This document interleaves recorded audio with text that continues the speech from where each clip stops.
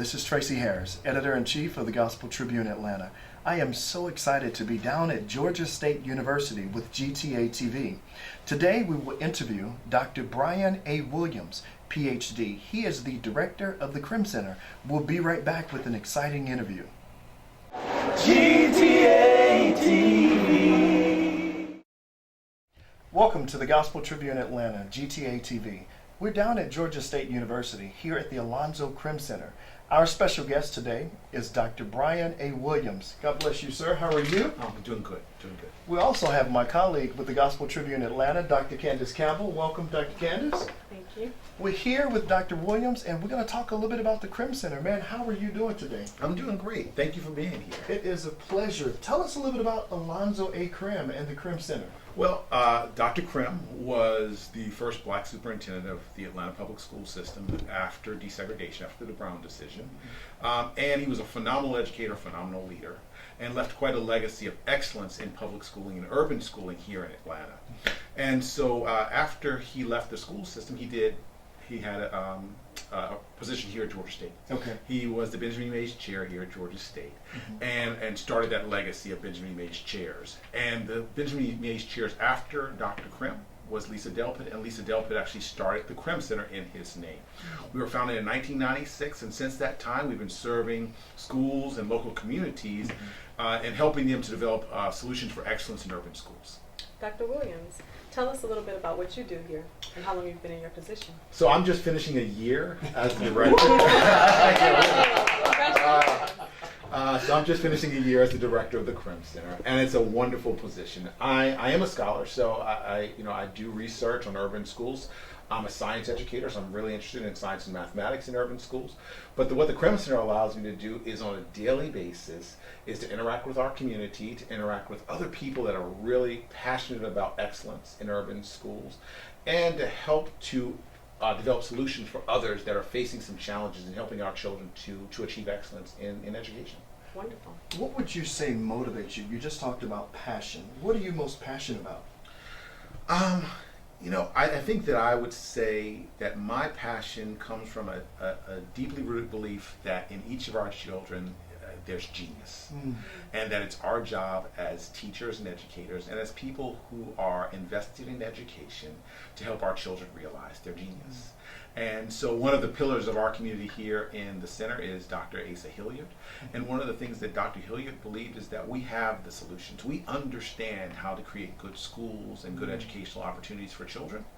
Do we have the will to actually carry out those solutions? And so that's really what's driving our work here, is that will to actually implement what we know works for children in urban schools. Is the program working, the Crim Center's program?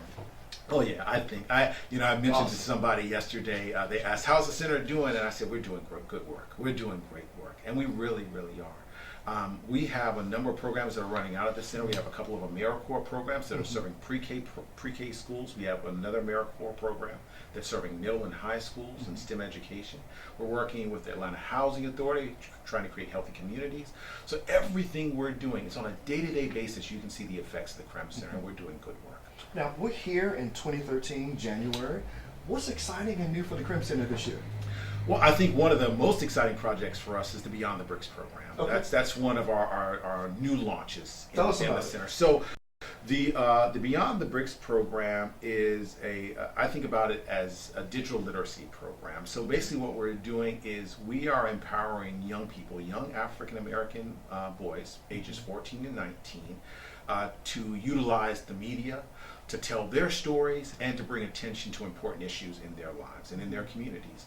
So for these young men, the media tells stories about who they are and who young black men are right now, right? So what we want to do is give them the opportunity to tell their own stories. And that's what Beyond the Bricks is all about. It's a national project. And so Georgia State and Atlanta, we're one of the sites, one of many sites. We're also in this program's in Charlotte, North Carolina. It's at Morgan State, Jacksonville State, and Columbia. So we're just one of the sites that's kind of pushing this program forward. But it's a really dynamic program, and it's giving our young men voice. And that's really, really important. Wow, so huge kudos to Georgia State University. Doctor, quick question for you. Give us some statistics on what's going on with our African American youth today. I don't know if I can give you some statistics. I can tell you in terms of our schools right now, we do know that our schools are struggling. And we don't look at it as our children are struggling. We look at it from the perspective of our community, our schools, our business, because schooling in our opinion is a community issue. We don't look specifically at just schools. We look at the entire community. And our community right now is struggling to give our children a quality education. I think that it recently came out that Georgia is 48 right now in terms of graduation rates for our children. And if we were to look at those numbers specifically for African American males, for instance, those numbers would be far lower. So we are struggling. We really are struggling to give our children access to a quality education.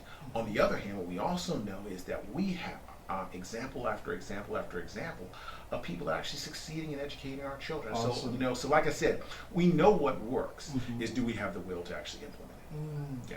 How does the community view the Crim Center? I think they view us as a partner. Okay. I think they see us as a partner. They see us as a resource, someplace that you can go if you're looking for opportunities to create excellence for your children in terms of school. I think that they are hopefully looking at us as a leader in terms of urban education, that we are actually creating some opportunities and creating some examples of what works in schools. Okay.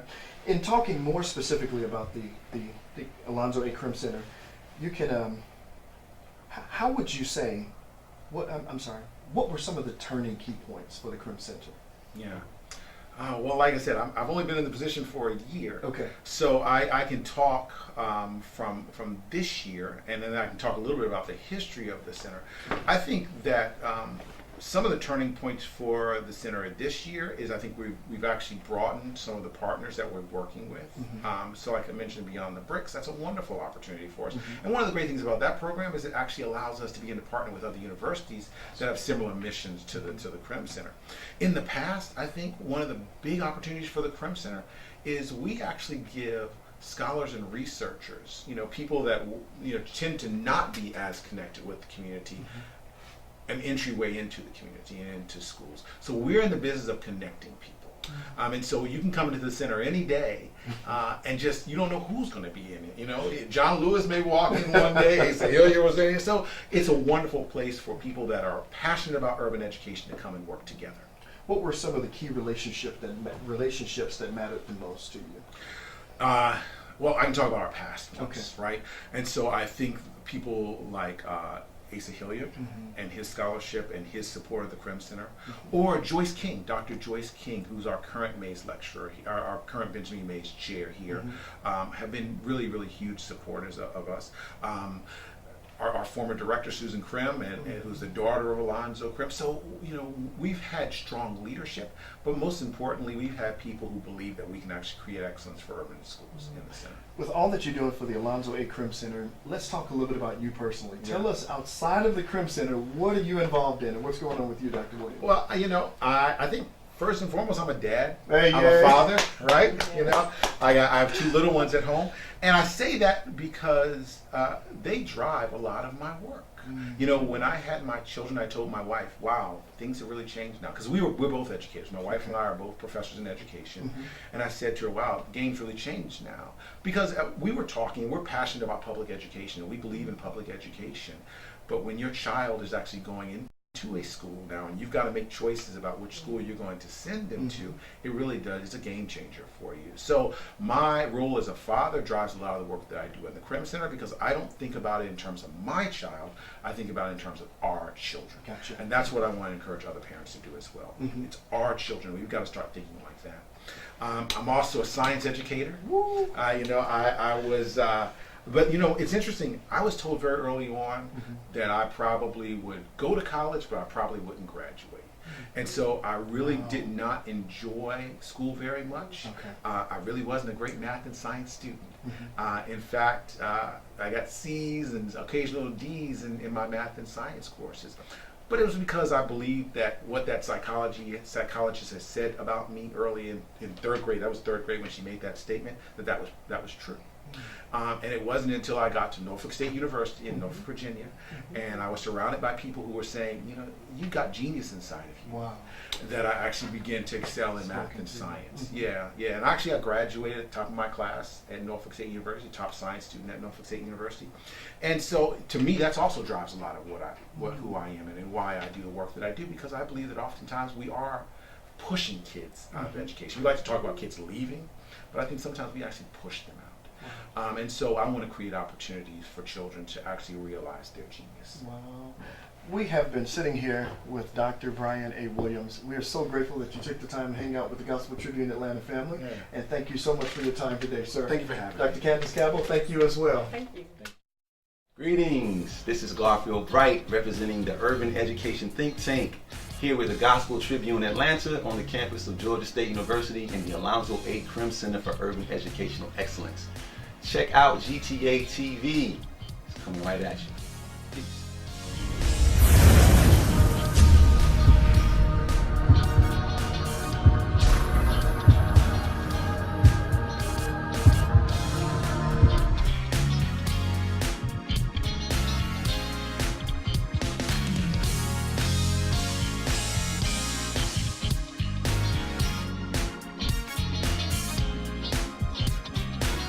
So excited, we're back at the Alozo A Crim Center down at Georgia State University. We're here with Garfield Bright. God bless you, man. How you doing, sir? I'm great. Man, Nice welcome to, to the Gospel Tribune Atlanta Thanks family. for having me. Thank you so much. We're also back with Dr. Candace Cabell. Tell us a little bit about, Garfield, your position here at the Crim Center.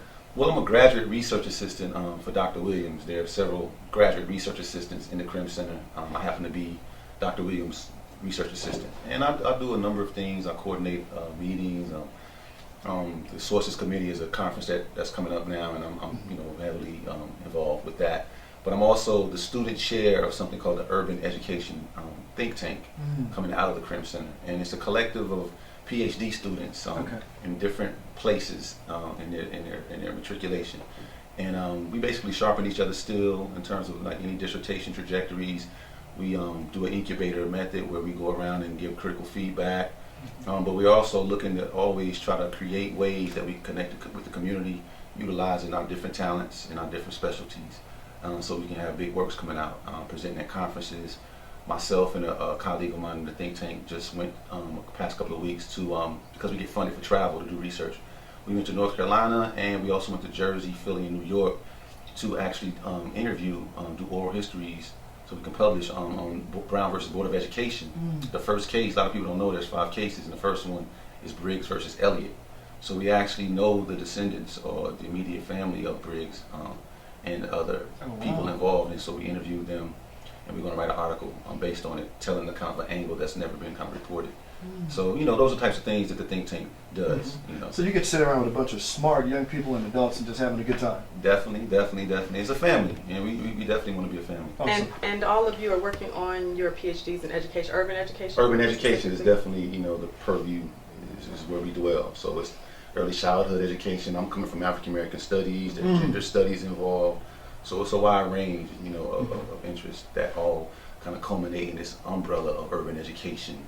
Do you have any of the students in behavioral science? Behavioral science, I'm not sure. I don't think that we have a behavioral science, but we're doing interviews for January. We have 3 spots to fill, and those, we take all comers from urban education. So there's a chance that somebody from there could. Now, in this think tank, are they all here in the Atlanta area, or? They're in the Atlanta area. Okay.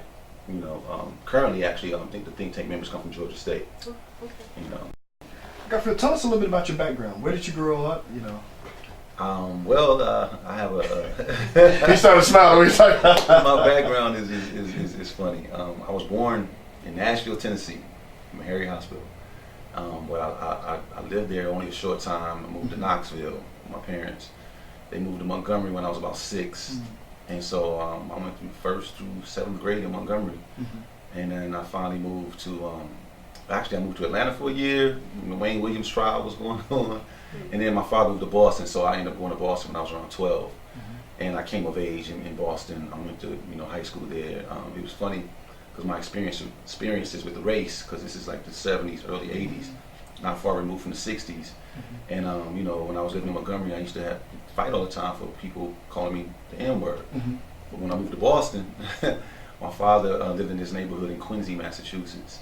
And so he was a professional. He had a nice apartment, but the actual community was Irish, Italian immigrants who did the same thing in the South. So I was able to kind of like, through my movement, get like a compare and contrast kind of feel for, you know, the similarities and differences of the Southern racism versus the Northern racism that I felt as growing up as a kid, and kind of created my lens through which I saw life from that point. And a lot of it is kind of like what landed me in African American studies and places like that, because I wanted to look more critically at what I was living through and trying to figure out, you know, how I can use that to kind of like maybe be a springboard or sounding board to impact other kids or people from different places who had to interface with that same type of energy.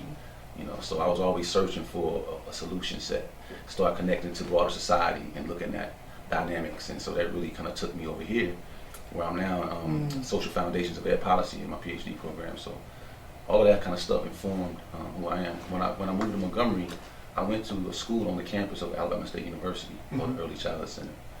Real experimental program. They had traditional classrooms, but they also had this concept called the Big Well, where we would leave the rows and columns of desks in the authoritative power mode of teacher, student, and we were sitting around.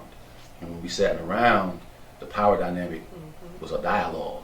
You know, like Freire talks about dialogue, and so we were equal. And so there was more feedback. The students felt more. And I remember just going back in my mind, remembering how it felt. So I structure my classroom to this day, because I teach high school too right now, and at Black Star Educational Institute. Oh, wow. It's an independent black school, and so I have the liberty kind of to create my own thing. And so I make my classroom around, and the energy is definitely there. You know, I call my classroom the free zone. It's family, respect, equality, and excellence. Those are the only rules in my class. We're going to strive to have those, and that's a free zone. But it's amazing how the energy is different in that mode. And so a lot of my life lessons come from my upbringing. Wow. I apply. What are you most passionate about? Can't tell. Education and creativity. Specifically, It's the early same childhood thing. education. Nah. You know, I've team taught a college course at Cal State Northridge called The Politics of Hip Hop, which married. It was a political science class that married the dynamics of the entertainment industry, the record business, how you get your record played. There's a lot of parallels, politically speaking, when you're looking at power dynamics between that mode of being and actual electoral politics. For example, like you have political action committees that put money into a candidate to get their interests served and get them elected. Well, you also have record labels who give money to the program directors to get albums played. And a lot of it is the same kind of rules to the game. You know, it's informed by who can access the program director and position themselves to get the end result, which is their candidate, so to speak, known or seen. So you start paralleling the two worlds, and then it becomes more tangible and relatable to the college students. And you know, so the pedagogy is more effective in that regard. But I also love music. I sing in a group called Shy from the 90s. We were getting to that. And you know, that's part of me. So my students are always amazed that I'm in this classroom and they look at people from the entertainment industry as this larger than life kind of piece. Wow. Why are you here teaching us? And I'm like, look, that's something that's in me.